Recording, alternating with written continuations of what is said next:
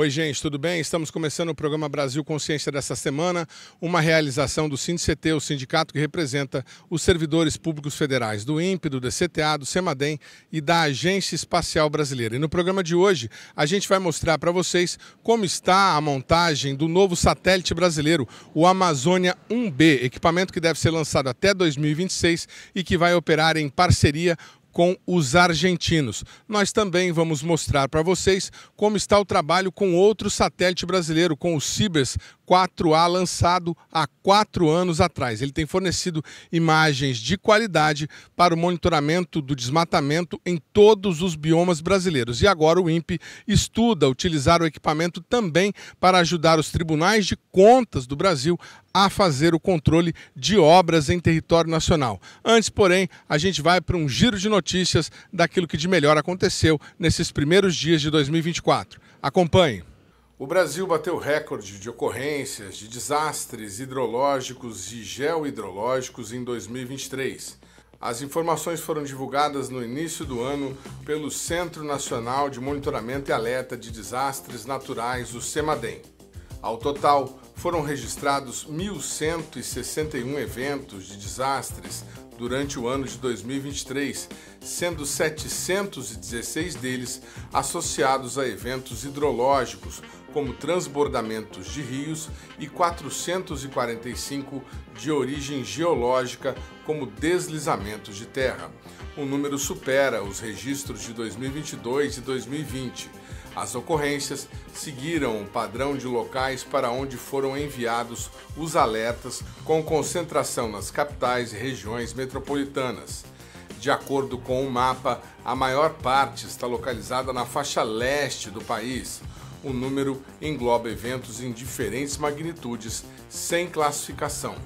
Em 2023, o CEMADEM emitiu um total de 3.425 alertas para os municípios monitorados, sendo 1.813 alertas hidrológicos e 1.612 alertas geohidrológicos. O número registrado é o terceiro maior quantitativo de emissão de alertas de desastres naturais desde a criação do CEMADEM em 2011. Atualmente, o CEMADEM monitora 1.038 municípios, que representam 18,6% das cidades do país, abrangendo 55% da população nacional. O trabalho é realizado 24 horas por dia, 7 dias por semana, por profissionais especialistas das áreas de hidrologia, geodinâmica, meteorologia e vulnerabilidades. A seca recorde registrada na Amazônia em 2023 é decorrente da ação antrópica do homem, diz relatório emitido por pesquisadores do INPE em parceria com diversos cientistas do mundo. O episódio registrado no ano passado reduziu o volume dos rios para níveis mínimos em mais de 120 anos de medição, secando por completo alguns trechos e impactando milhões de pessoas que vivem na região. Segundo os cientistas, o aquecimento global tornou a seca que atingiu a Amazônia 30 vezes mais provável que o aumento das temperaturas e foi determinante para a intensidade e extensão do episódio. Ainda, segundo a pesquisa, os conjuntos de dados analisados indicam que o evento excepcional e devastador, como ocorrido no ano passado em larga escala, poderá ocorrer a cada 350 anos. A análise foi divulgada no último dia 24 pelo World Weather Attribution e foi elaborada por uma equipe internacional de 18 cientistas climáticos de universidades e agências meteorológicas do Brasil, Dinamarca, Reino Unido e Países Baixos. No total, 5 brasileiros participaram do estudo. Por conta da seca e do índice de mortandade de alguns animais, o INPA tem intensificado o trabalho de preservação dos peixes-boi na Amazônia. O tecnologista Jorge Lobato, do INPA, colaborador do Brasil Consciência, enviou este vídeo do trabalho sendo realizado. Bom dia! Hoje é dia de pesagem, de fazer hemograma, né? Aqui no Laboratório de Mamíferos Aquáticos. E esse trabalho aqui, ó, fantástico. com o peixe-boi da Amazônia, a espécie Triquecus inunguis. Que é o trabalho, a ciência brasileira, a ciência produzida pelo INPA, Orgulho da Amazônia.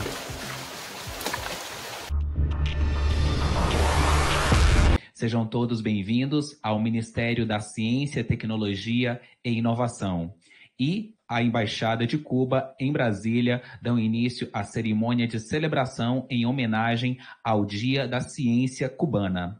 O Dia da Ciência Cubana é comemorado todos os anos no dia 15 de janeiro em toda Cuba desde 1990. A celebração se estende ao longo do mês com ações de popularização da ciência. É uma boa oportunidade para celebrarmos a retomada das relações bilaterais com Cuba, ocorrida em 2023.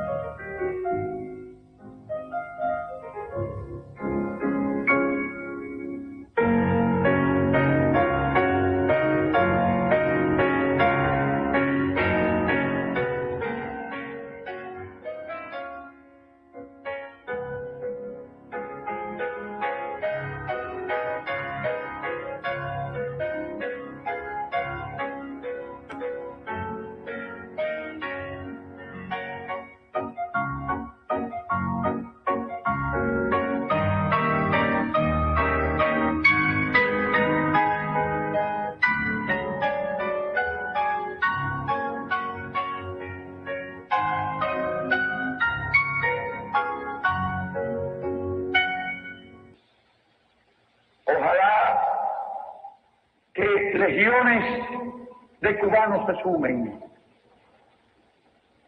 Hoy todavía es un círculo reducido, el círculo de los investigadores, porque las circunstancias le dificultaban el camino a la inteligencia. El futuro de nuestra patria tiene que ser necesariamente un futuro de hombres de ciencia, tiene que ser un futuro de hombres de pensamiento, porque precisamente es lo que más estamos sembrando. Lo que más estamos sembrando son oportunidades a la inteligencia. Ya que una parte considerabilísima de nuestro pueblo não tinha acesso à cultura. Essa atividade, ela estabelece esse marco de relações retomadas entre Brasil e Cuba. Sempre que se estabelece o obscurantismo nas nações, e foi o caso nosso no Brasil, e a negação da própria ciência, também se quebram laços de relações diplomáticas muito fortes. E era o que a gente tinha retomado com Cuba intensamente, que foram quebrados e foram retomados exatamente com a ascensão do presidente Lula à presidência da República. Isso que é muito importante. Com isso, o nosso comitê de cooperação também se reorganizou, se reestruturou com muitas importantes iniciativas. Eu queria agradecer, em nome da Embaixada, o trabalho que foi desenvolvido pelo Melny Martinez Hernandes, o seu embaixador, foi um trabalho muito positivo.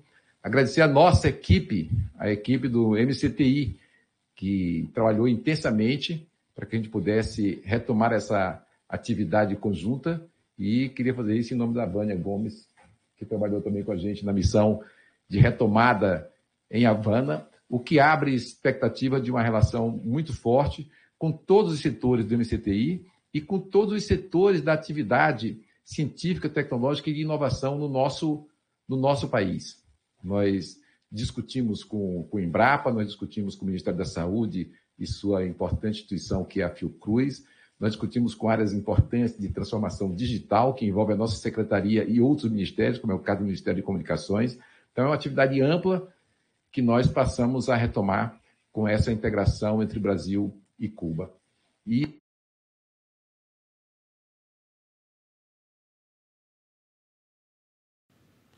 O programa Brasil Consciência vai para um rápido intervalo e, na sequência, a gente volta com as informações sobre os 4 anos de operação do satélite Cibers 4A. É um instante só, não sai daí.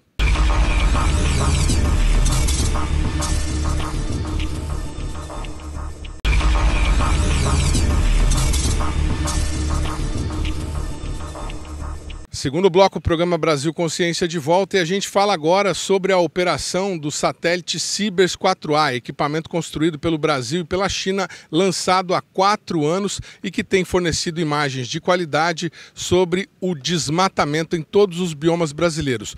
A qualidade das imagens é tanta que o INPE está estudando, inclusive, a utilização do Cibers 4A e do Cibers 4 para o monitoramento de obras realizadas em território nacional. Veja a reportagem. O satélite sino-brasileiro foi colocado em órbita a partir do centro de lançamento de Taiwan, que fica na província chinesa de Shanxi, a 500 quilômetros de Pequim. O voo do Cibers ao espaço foi a bordo de um foguete Longa Marcha 4B, lançador chinês com 20 anos de bons serviços prestados.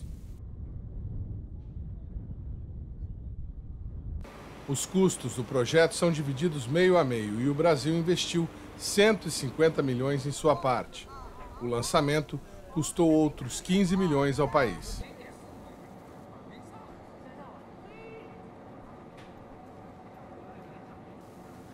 A unidade lançada no último dia 20 é a 6ª produzida pela parceria entre Brasil e China e levou 3 câmeras ao espaço.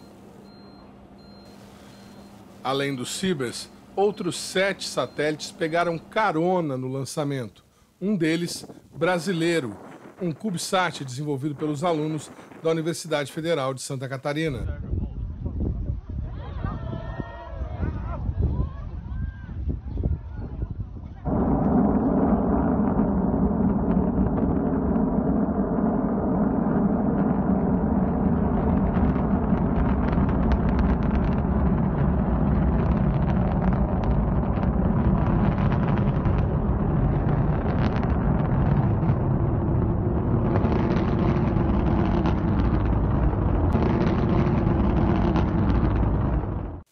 No Brasil, o lançamento foi acompanhado por meio de teleconferência dentro do INPE, com a presença de técnicos que participaram do projeto, além de algumas autoridades.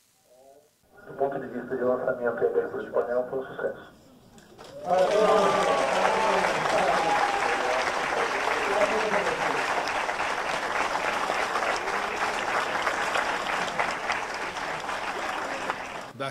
Bom, gente, 4 anos de satélite em órbita. O que vocês podem falar que sobre o acréscimo de qualidade, de incremento de imagens que esse aparelho trouxe para o serviço? O monitoramento de desmatamento, principalmente o projeto DT, que é aquele que faz monitoramento em tempo quase real, né, o que está acontecendo agora, ele precisa do maior número de coberturas possível.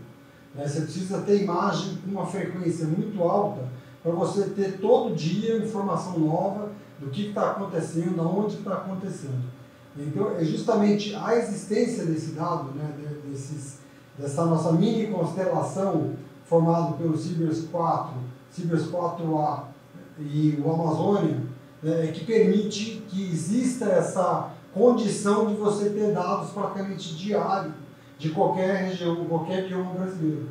Então, com isso, a gente consegue manter o processo de monitoramento e consegue ter uma frequência de entrega de dados para a comunidade.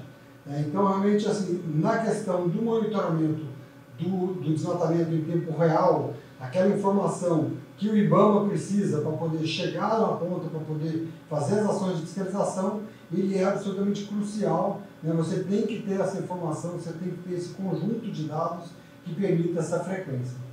O que isso significa em termos de, assim, para o leigo entender, de revisita?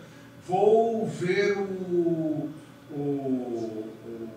digamos lá, a região de fronteiriça com Letícia, no norte da Amazônia, quantas vezes durante o dia, durante a semana?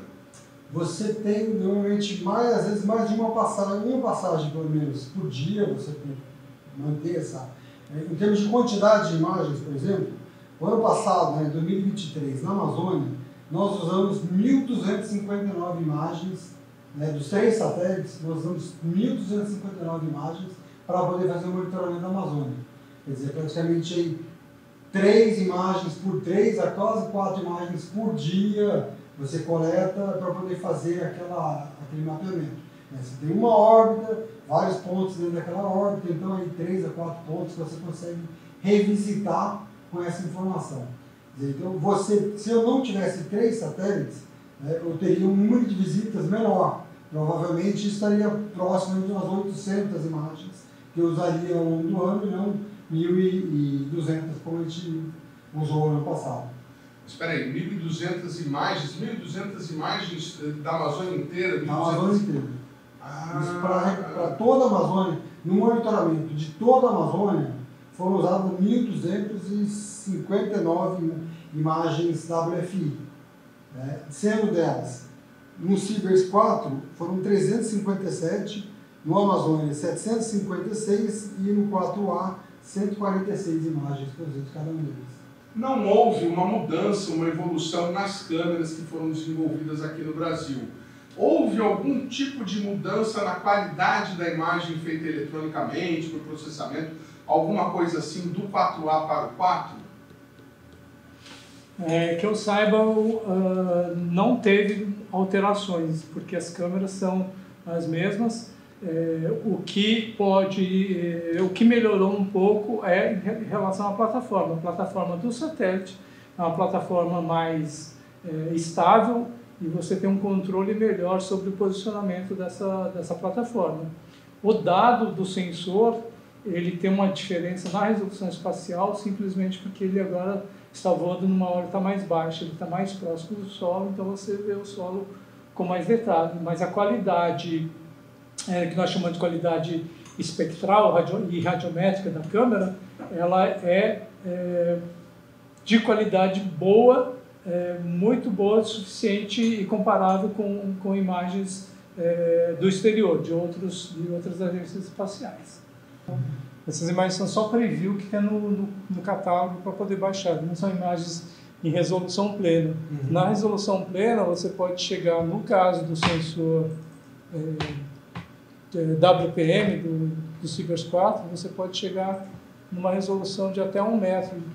E aí sim você pode ver, como, por exemplo, nessas áreas de garimpo, em Roraima, na terra indígena Yanomami, tudo que não é verde ou escuro, que é de água, são áreas de solo exposto em áreas de mineração. Então dá para medir ali com uma resolução bastante alta, no caso aqui, até 2 metros de resolução espacial, e verificar todas as áreas, o tipo de ação que está sendo executado nessas áreas aí. Inclusive, daria para ver, no caso aqui, essa imagem... As capas que estão mais ativas naquele momento. Alterações acontecendo ao longo do tempo, devido à quantidade de imagens.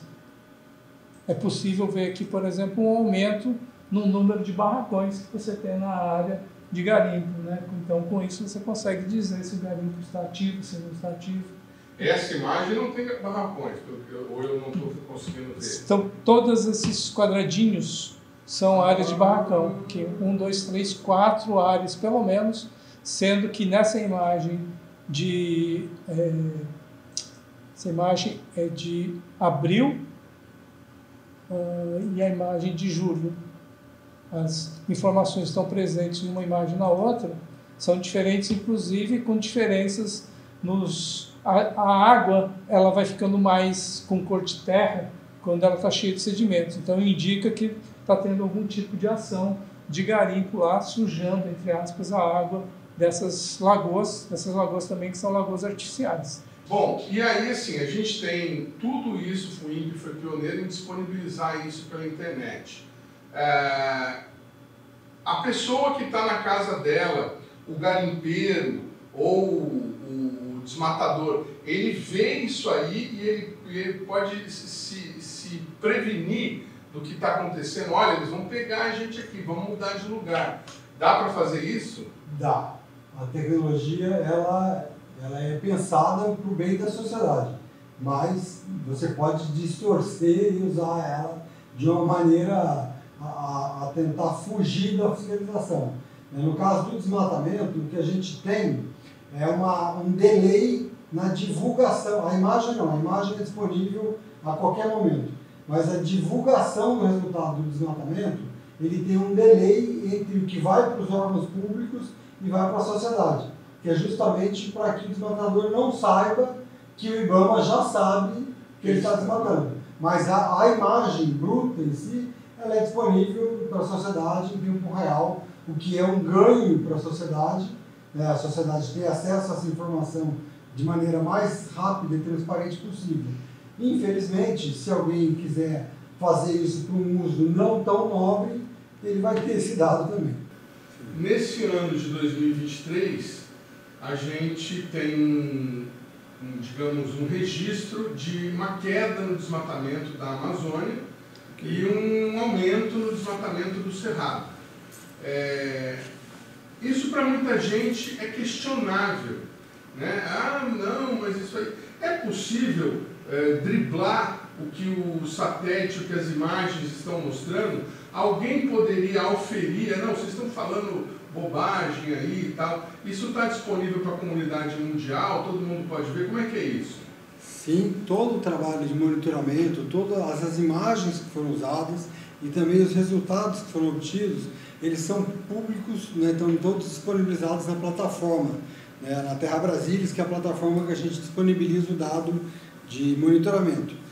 Então, em primeiro lugar, é isso, é totalmente transparente, qualquer um pode replicar esse processo, pode auditar o trabalho que já vem sendo feito. A primeira coisa que é importante dizer é isso. A segunda coisa, vamos dizer assim, que se você gostaria de manipular esse dado, né, você teria que manipular de forma que todos os satélites de outros países também não vissem aquela informação, o que não é possível ser feito. Né? Não existe possibilidade de você fraudar o sistema, porque você tem diferentes satélites de diferentes agências que vão estar imaginando a mesma região. Então, vamos dizer que se eu tivesse pegar uma imagem e eu vou tentar cobrir um desmatamento com floresta, ou o contrário, pôr desmatamento em cima da floresta. Se eu fizer uma falsificação grosseira dessa, qualquer um vai pegar, porque ele vai pegar um outro dado, vai sobrepor o dado e vai dizer, olha, peraí, mas o outro satélite aqui está mostrando que essa área está desmatada, por que aqui nesse dado aparece como floresta? Então, não tem condição de você fraudar esse processo, pela transparência que ele tem e pelo fato de você ter uma disponibilidade de dados enorme de diferentes agências. Existem outras agências ou ONGs monitorando o desmatamento da Amazônia ao mesmo tempo em que a gente está fazendo? Você tem outras instituições, a própria ESA tem sistemas de monitoramento que eles aplicam, né, não com a frequência que a gente faz aqui no INPE, mas eles fazem algum monitoramento também da mudança de vegetação. No Brasil, você tem entidades da sociedade civil que estão replicando esse monitoramento também. É importante que eles o façam, eu acho que é importante que tenha o dado que é oficial, que o Estado brasileiro produz, e é importante que a sociedade civil também tenha uma outra informação, onde ele possa, inclusive, checar aquele dado que o Estado está disponibilizando. Existe a perspectiva da gente ter um satélite radar com o Cibers 6 em 2 anos de alguma coisa, e a possibilidade da gente ter o Amazônia 1B, que vai ter uma finalidade um pouco diferente, mas também vai fazer imageamento. O que vocês imaginam para o sistema quando esses 5 satélites estiverem em órbita, se o 4 durar até lá? Bom, a gente, como eu falei antes, né, você tem, quanto mais dados disponível, maior a probabilidade de você ter uma boa imagem para fazer uma boa detecção. No caso do radar, ele é bastante importante, como a gente percebe ali, a quantidade de nuvens que você tem sobre a Amazônia no período chuvoso. Esse período que vai agora aí, começou lá em outubro, novembro. Esse ano atrasou um pouco mais por causa do El Niño, mas normalmente você começa então de outubro, novembro, e ele vai até março, abril, dependendo do ano, né, você vai ter maior ou menor ocorrência de nuvens. Quando você tem essa ocorrência de nuvem, então eu não tenho informação naquela região.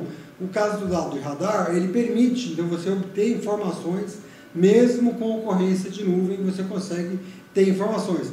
É claro que o processamento é diferente, é muito mais complexo, mas você também, ele complementa esse monitoramento que é feito somente pelo dado óptico.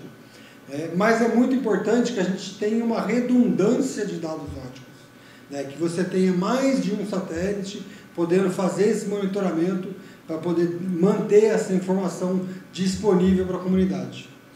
Você mesmo já disse, o processamento do radar é mais complicado e tal. A gente tem sistema hoje para fazer esse processamento e integrar essas imagens ao trabalho que já vem sendo feito. Temos capacidade computacional para isso? Vai precisar mexer na estrutura existente de processamento para poder agregar o Cyber 6?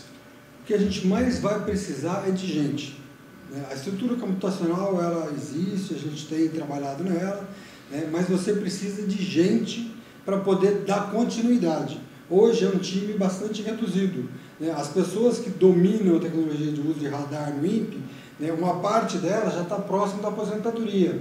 É um time que já vem há 30 anos lutando com isso, já está aí próximo de se aposentar, e a gente precisa repor esse quadro para não correr o risco de você ter um satélite, né, ter o dado, mas não ter know-how dentro da instituição para poder usar essa informação. Foi o advento dos dois últimos satélites, o Cibers 4A e o Amazônia, que proporcionou a possibilidade de monitorar todos os biomas? Ele melhorou a possibilidade, ele ampliou a capacidade de geração de dados para poder fazer esse monitoramento. Além do monitoramento de desmatamento, de vez em quando vocês recebem os pedidos de imagem para outras coisas. Você estava comentando de uma questão em Franca, se eu não estou enganado? Em Franca, uma das grandes utilidades que nós temos no nosso satélite nós podemos fazer aquisições de maneira não sistemática, mas uma aquisição voltada para uma determinada necessidade. Quando você fala aquisição, é ir lá e fazer uma foto daquele lugar. Isso, fazer uma foto daquele lugar. O sistema, do jeito que ele está, ele passa sobre a mesma área, no caso do Cibers 4A, por exemplo, a cada 31 dias. Só que a plataforma ela pode ser manipulada para conseguir uma imagem a cada 5 dias. Então, no caso do INPE, o INPE faz parte da Carta Internacional Espaço e Grandes Desastres, e dentro do esquema da Carta Internacional, nós fazemos os pedidos para o Centro de Controle do Satélite aqui do INPE para fazer aquisições especiais para essas situações. Então, no caso do desastre em São Sebastião, por exemplo, em fevereiro do ano passado, nós, na época do Carnaval, pouco antes do Carnaval, nós tivemos deslizamento de terra e lá em Barra do Saí morreram quase 100 pessoas, e essa área aqui de Barra do Saí, ela foi mapeada, então, utilizando as imagens dos satélites dentro da constelação da Carta Internacional. Então, aqui está mostrando as áreas onde aconteceram os deslizamentos, que estão marcados em vermelho, e as áreas de risco dentro dessas linhas em vermelho e amarelo. No caso do Cibers 4A, o que nós fizemos? Nós fizemos um pedido de imagem especial. Então, dentro do esquema da Carta Internacional, nós fizemos uma aquisição. O acidente foi lá pelo dia 20 e logo em seguida teve uma passagem do Cibers 4A. Nós fizemos a aquisição dessa imagem, mas essa imagem estava com um pouco de nuvens. Então, 5 dias depois, nós fizemos então a solicitação para o Centro de Controle, que reprogramou o satélite para adquirir a imagem sobre a área, e essa imagem então pode ser utilizada para fazer a resposta ao desastre. Nós também podemos, utilizando a capacidade do satélite de fazer gravação a bordo, de responder desastres no exterior. Então, ano passado também, né, teve o terremoto, grande terremoto na Turquia e na Síria, e uma equipe do Brasil de defesa civil foi acionada para ir para lá. E além então do fornecimento normal de imagens para o terremoto, nós também fizemos alguns produtos adicionais para apoiar essa equipe que foi para a Síria, e fizemos as aquisições sobre a Síria, no desastre que foi aqui na Síria. Então, nós fizemos aquisição com imagens também do Sibers 4A, que combinadas com imagens de outros sensores, no caso aqui a imagem do sensor que é da Agência Espacial da Coreia, para fazer então a verificação de quais edificações, por exemplo, que foram afetadas. Então, nós temos a capacidade de colaborar também com a resposta aos desastres, e além disso, nós também podemos não só trabalhar com a questão de imagens para os desastres em pequena escala, como os deslizamentos, mas também para grandes inundações, como foi o caso do Rio Grande do Sul ano passado. Então, nessa imagem aqui, nós temos as áreas em laranja, mas indicando todas no estado do Rio Grande do Sul, e essa outra aqui foram dois desastres no Rio Grande do Sul ano passado, grandes, de inundação. Essa aqui foi a última de dezembro, e com o sensor WFI, que o Cláudio estava falando, como ele tem uma largura de aquisição bem grande, nós podemos cobrir, por exemplo, o estado do Rio Grande do Sul todinho e ver naquela imagem do Rio Grande do Sul todas as áreas afetadas pela inundação, que são as áreas em vermelho que estão nessa imagem. E você consegue também acompanhar, por exemplo, safra agrícola. No caso das imagens da WFI, o que acontece? Como eu tenho várias revisitas, então você consegue ver se aquela cultura está se desenvolvendo bem, se ela foi alagada, por exemplo, num período, vamos dizer que a cultura estava se desenvolvendo bem, mas aí uma ocorrência de um alagamento como esse, de uma inundação, vai prejudicar. Então, você ter essa informação permite você identificar a extensão da área que teve dano, né? Então, com isso, você já começa a se planejar também, bom, vai ter seguro agrícola nessa área, qual a extensão dessa área que foi afetada, isso vai diminuir a produção dessa região, qual o impacto que isso pode ter na produção. O governo usa as imagens para saber, olha, nossa safra de soja esse ano está ok, plantamos mais, plantamos menos. Exatamente, tem essa disponibilidade do dado, né, para que os órgãos como a Conab, por exemplo, possam fazer esse monitoramento. Eu tenho aqui, nós temos aqui um projeto que não foi para frente ainda, está sendo trabalhado ainda, que é para fazer monitoramento de obras. Tá? Então, a gente montou algumas apresentações aqui de imagens de resolução alta para tentar fazer o acompanhamento, então, das obras. E aqui, deixa eu achar alguma coisa, que eu não sei se vai ficar boa. Vamos ver o que tem aqui.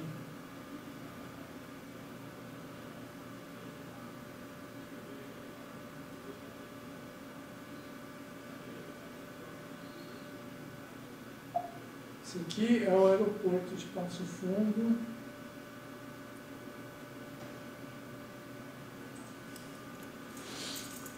Deixa eu ver aqui. Esse aqui não está muito bom, né?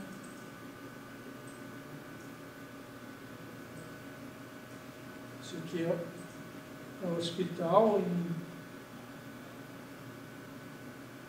lá no Paraná também. Vamos ver se aqui dá para ver o andamento das obras desde o início, aqui até em diferentes datas, em resolução também usando o 4A e o 4, então 2 metros e 5 metros de resolução espacial, mostrando ali a evolução dessa obra. É um hospital em Passo Fundo? Um hospital, não, esse hospital é em Francisco Beltrão, é isso? Isso. Era Francisco Beltrão? Era. Francisco Beltrão. Mas isso não está operacional, foi só um teste. Então, é um projeto que tem, não está operacional, mas como o Cláudio disse, qualquer um poderia pegar as imagens e fazer a mesma combinação de imagens que eu fiz aqui, para poder chegar, por exemplo, nessas imagens aqui, ó, onde dá para ver em cores a evolução que está acontecendo ali, começa a aparecer. Mas existe isso em andamento? Alguém está pensando em pedir isso para vocês, Cláudio? O Tribunal de Contas está avaliando fazer esse monitoramento justamente para poder otimizar, né, essa fiscalização de obras.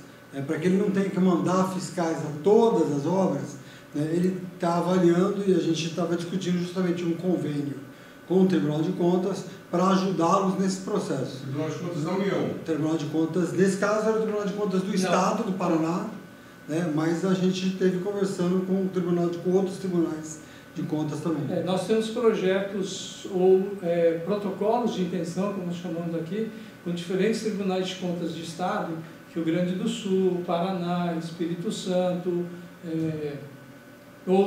vários outros, pelo menos mais uma meia dúzia de Tribunal de Contas, o CAL, Conselho de Arquitetura e Urbanismo, CREAS e Tribunal de Contas do município de São Paulo também, que estão todos interessados e tem um protocolo de intenções. Infelizmente, nós estamos sem mão de obra, vamos dizer assim, suficiente para poder tocar esse projeto. Era isso que eu ia perguntar, eles vão financiar a mão de obra? Vai ter alguma coisa nesse sentido? Hoje é complexa a questão de financiamento de mão de obra, porque mesmo que existam recursos, você não pode terceirizar as atividades do Instituto. Por sermos administração pública direta, isso tem que ser executado por servidores. Então, nós necessitamos de vagas em concurso público para que os servidores possam dar continuidade ao trabalho que vem sendo feito. Mas na área de vocês tem uma vaga só no próximo concurso? Para a área de monitoramento, sim. Para a área de monitoramento do desmatamento, tem uma vaga que foi aberta diretamente no programa. E vocês estão suprindo isso com bolsistas? Isso. Hoje nós temos um grupo de bolsistas que tem apoiado essa atividade. Não é o adequado, não é o melhor a ser feito, porque você tem uma rotatividade muito grande, a forma jurídica de contratação deles não é a mais perfeita, então o ideal é que você tenha realmente um servidor que vá executar aquela tarefa. O programa Brasil Consciência vai para um rápido intervalo e, na sequência, você confere a reportagem sobre o andamento da construção do novo satélite brasileiro, o Amazônia 1B. É um instante só, não sai daí.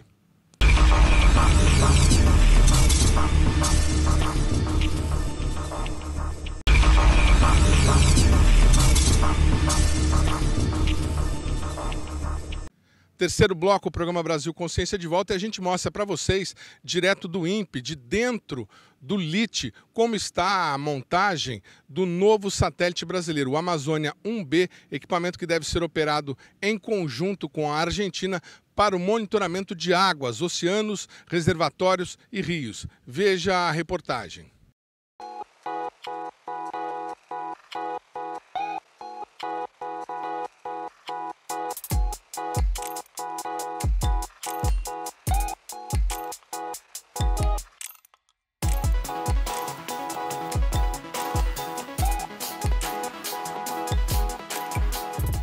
Esse satélite, o Amazônia 1B, ele faz parte de um projeto que já foi anunciado há um certo tempo.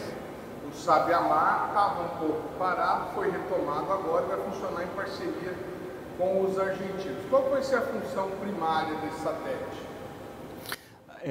A função primária do satélite, como o próprio nome da missão diz, é uma missão Aqua, que é monitoramento de recursos hídricos. Então, essa é a função primária, mas não significa que não possa ter aplicações em diversas outras áreas. De certa forma, a câmera que vai a bordo, ela vai prover uma continuidade de serviços que já são providos, principalmente pelo programa Cibers, que a gente tem 2 satélites em órbita, e vai prover dados novos de uma tecnologia nova, que pode-se dizer que nessa área é o que se tem de estado da arte hoje no monitoramento de recursos hídricos e de meio ambiente.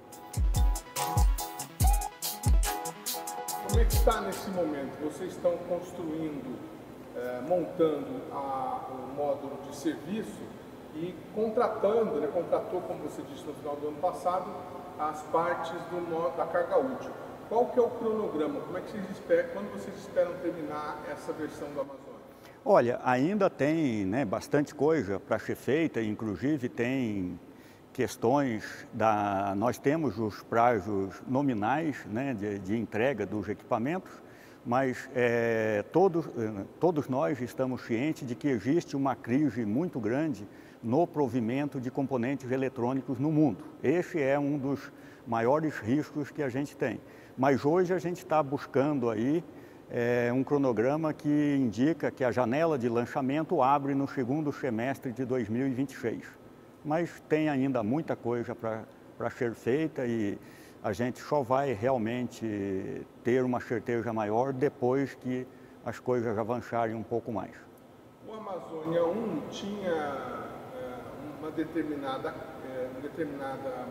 massa que exigiu que ele fosse lançado daquele foguete indiano. Existe alguma diferença agora, quando vocês forem fazer a contratação do lançador?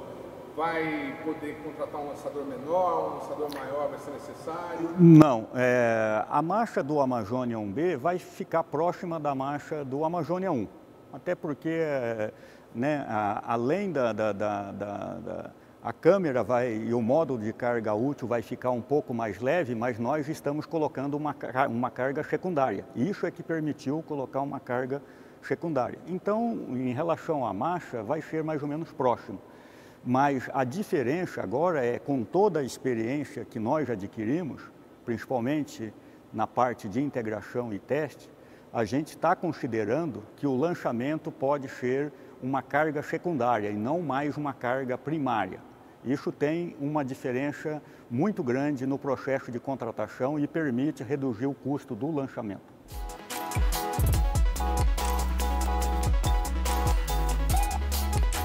O que vocês estão fazendo no Amazônia 1B nesse momento? Então, a gente, como já planejado desde o início, o Amazônia 1B ele foi idealizado para utilizar equipamentos reserva do Amazônia 1. Então, o que a gente tem aqui integrado nesse momento os equipamentos de voo reserva do Amazônia 1 estão integrados aqui, estão sendo testados, mas como a gente não tem 100% dos equipamentos, alguns são modelos de engenharia ou modelos de qualificação ou até mesmo mock-up, E é bem rápido e fácil de identificar. Os modelos que são de voo, eles são pintados da cor preta por questões térmicas, Então a gente pode identificar aqui, esse é o equipamento de condicionamento e distribuição de energia e é um modelo de engenharia que nós conseguimos fazer a contratação no final do ano passado, então já temos um contrato rodando aí para fornecimento do equipamento que vai voar.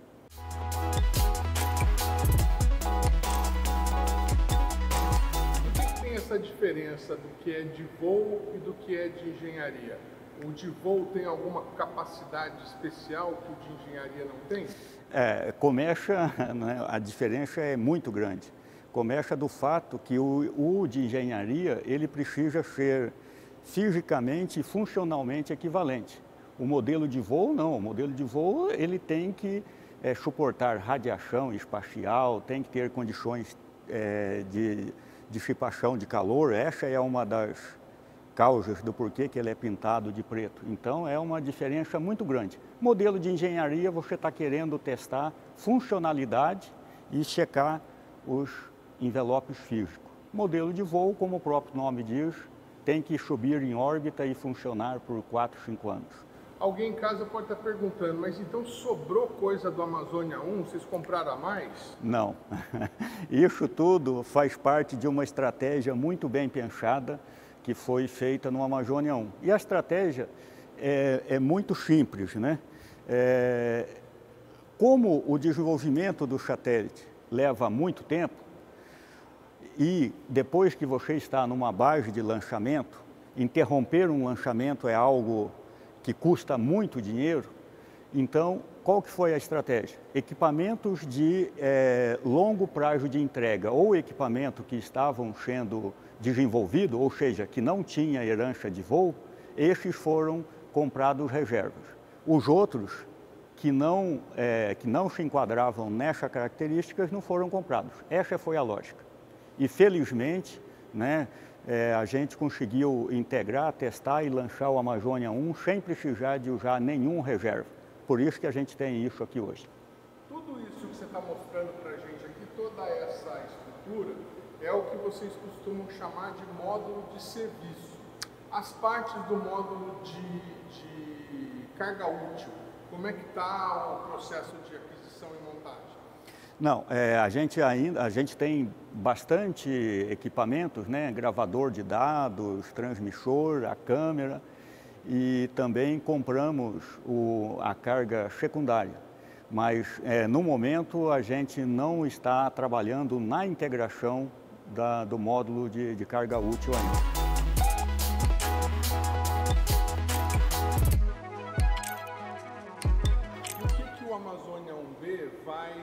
Carregar de carga útil? É uma câmera de que tipo? Semelhante à do Amazônia 1? Não, é uma câmera, sim, semelhante a gente pode dizer, mas com características bastante distintas, né? Vai ser uma câmera de média resolução, que a gente chama de em torno de 20 metros. O Amazônia 1 é 60 metros, então a gente está saindo de 60 para 20 metros. E temos também uma carga útil secundária chamada de GNSS reflectômetro. E o que isso significa? É como se fosse um pseudo radar, onde nós vamos poder coletar diversas informações que podem ser usadas em aplicações por exemplo, umidade do ar, umidade do solo, alagamentos, degelo, quantidade de biomassa, ou seja, realmente a gente está indo para um estado da arte nessa parte de monitoramento e aquisição de dados aqui da Terra.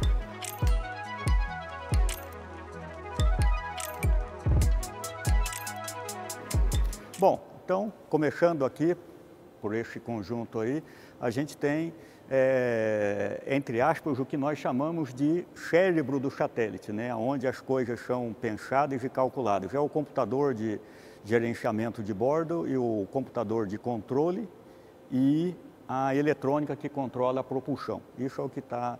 e temos também um mockup ali do controlador do painel.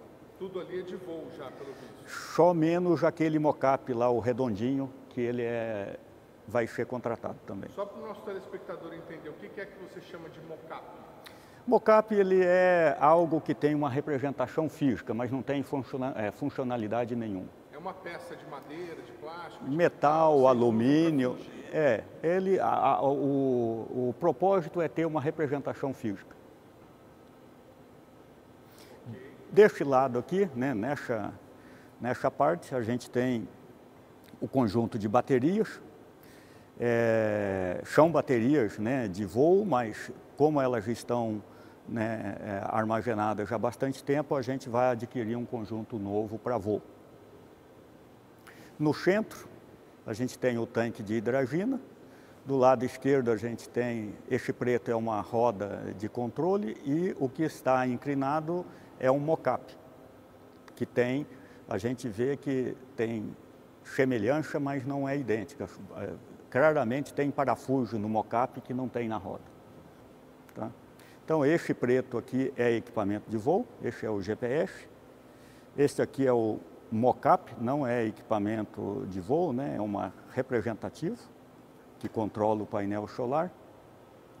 Desse lado aqui, a gente tem o girômetro, né, do sistema de controle, e um transponder de comunicação.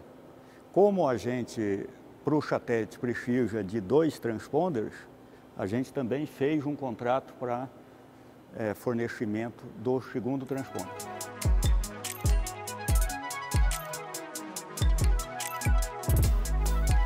Por que precisa de um tanque de hidrazina?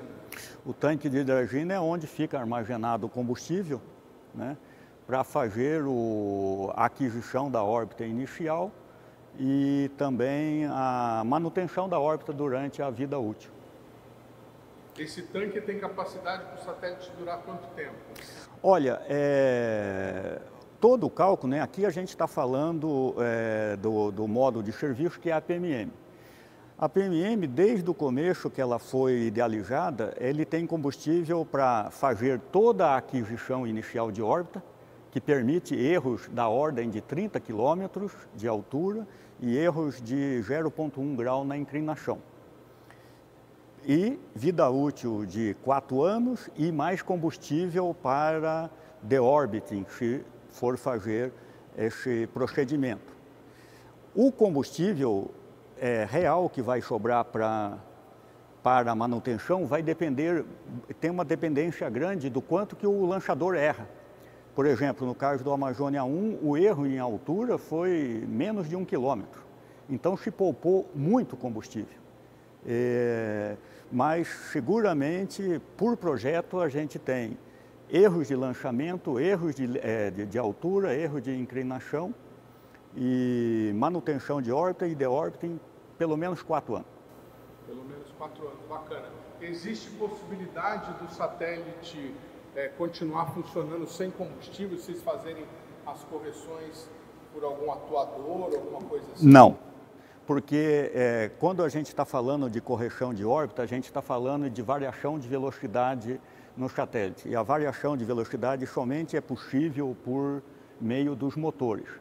Mas, só dando uma informação adicional, nós tínhamos previsto, se todos os erros acontecessem no Amazônia 1, nós gastaríamos, o tanque tem capacidade para 45 quilos. A previsão é que começaria a missão gastando em torno entre 20 e 25 quilos. Esse era o previsto. Mas na prática nós gastamos em torno de 5 quilos. Então tem uma margem de combustível para funcionar, o Amazônia 1 tem combustível para funcionar mais de 10 anos.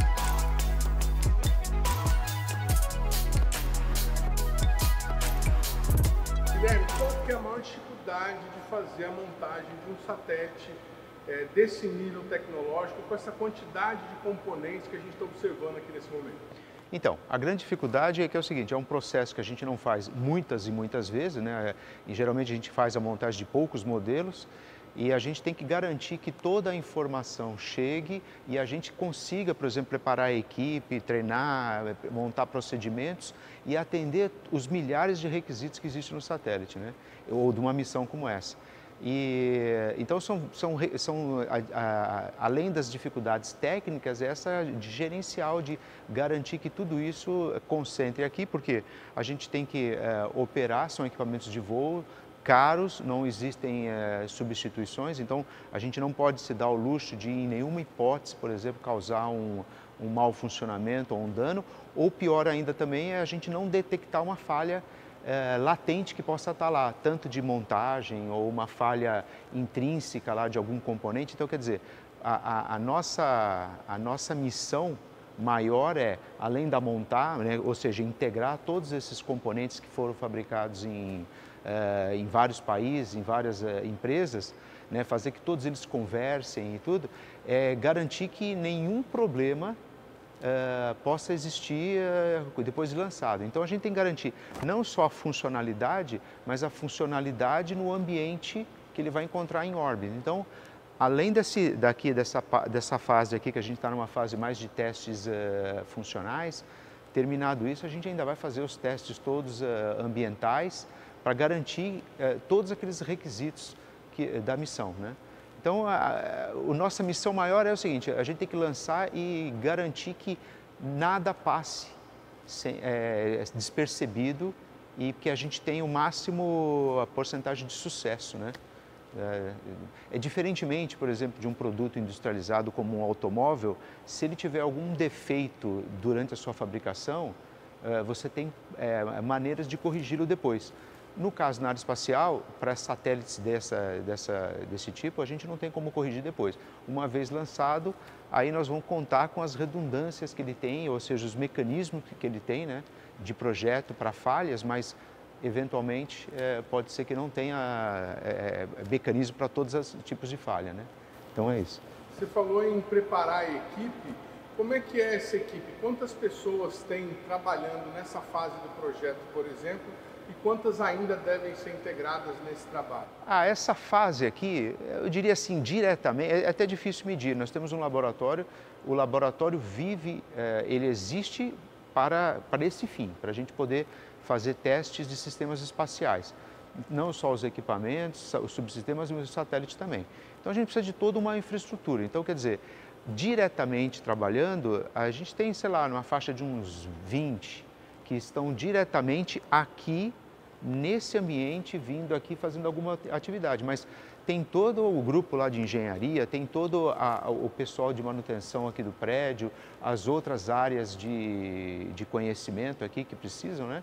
Então, quer dizer, é até difícil dizer qual é o número. O número é um número maior que isso, porque a gente precisa calibrar instrumento, a gente precisa manter esse sistema operacional 24 horas. Nós temos quedas de energia na rua, nós temos sistemas no break, quer dizer, tem um monte de sistemas aqui para fazer para tudo isso funcionar, né?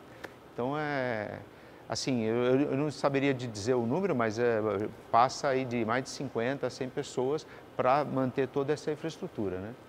As pessoas que gostam de montar aqueles desafios de Lego, lá falam que depois que monta a primeira vez fica fácil. Como vocês já montaram a Amazônia 1, está mais fácil agora montar um 1B? Eu acho assim, a gente passou um grande desafio que era fazer a primeira e ter sucesso, né? Então isso dá uma certeza maior, dá uma confiança maior. Mas assim, tecnicamente então mostrou que a gente tem um time capaz, temos todos os procedimentos basicamente prontos, né? O que é um grande ganho, isso demorou alguns anos para serem feitos. A gente agora está melhorando esses procedimentos, porque como eu falei, não é um processo que a gente repete muitas vezes, então sempre tem melhoras, nós estamos melhorando. E eu acho que o maior desafio agora é não só sabendo do sucesso que a gente teve, a gente não relaxar para conseguir garantir o mesmo sucesso nesse outro, né? Porque a gente tem aquela tendência, às vezes, bom, fizemos uma vez, agora é mais fácil.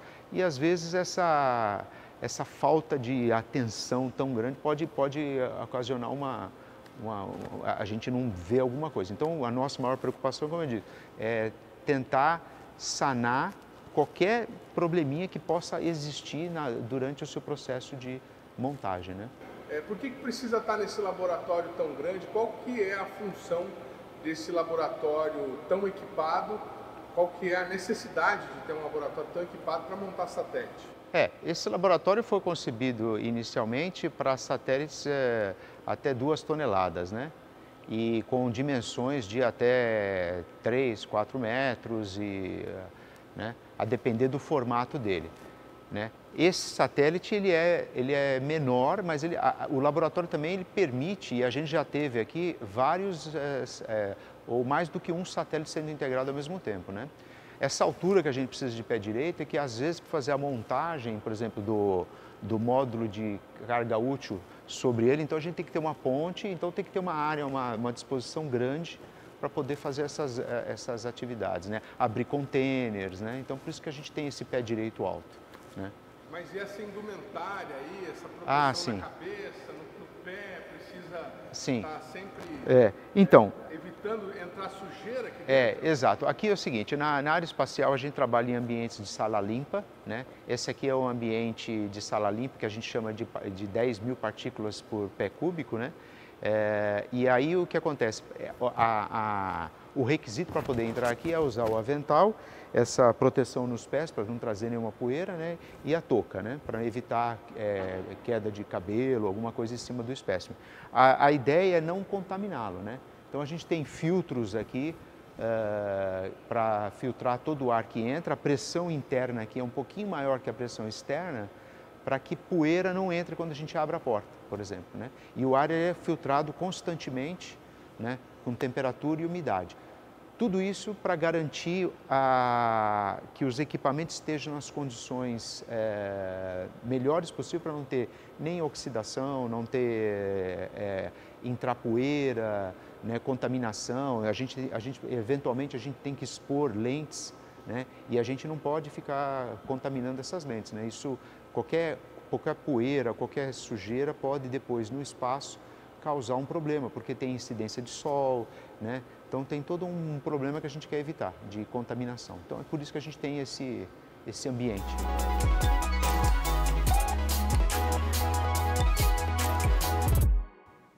O programa Brasil Consciência de hoje vai ficando por aqui. A gente volta na semana que vem com mais uma atração inédita para vocês. Tchau, gente. Um abraço.